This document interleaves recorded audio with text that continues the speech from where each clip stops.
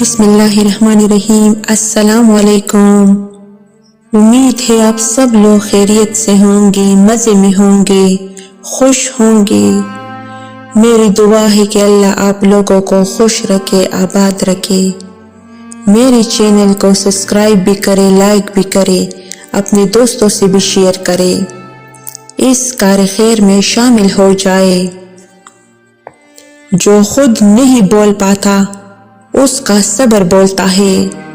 کسی کو اذیت دینے کے بعد اس کے صبر اور خاموشی سے ڈرو۔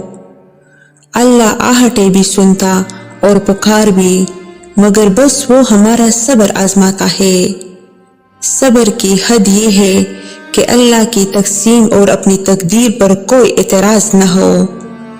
جو لوگ نقصان پر صبر و شکر سیکھ لیتے ہیں، اللہ پاک ان کے نقصان کو نفع میں بدل دیتا ہے۔ صبر کی حد یہ ہے کہ تقدیر پر کوئی اعتراض نہ ہو۔ صبر اللہ پر یقین کی آخری حد ہے۔ صبر کرنا اگر آسان ہوتا تو اللہ پاک نے صبر کرنے پر اتنا بڑا اجر نہ رکھا ہوتا۔ صبر کا راستہ شروع میں کسی طور آسان نہیں ہوتا، بہت ہی مشکل ہوتا ہے۔ اللہ تعالیٰ کی رحمت پر یقین کامل رکھو، سکون کے ساتھ ساتھ بہترین متبادل بھی ملتا ہے۔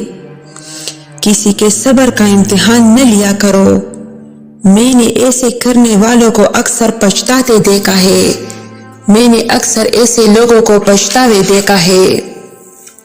صبر کرنے والا کامیابی سے محروم نہیں رہتا، اسے طویل زمانہ لگ جائے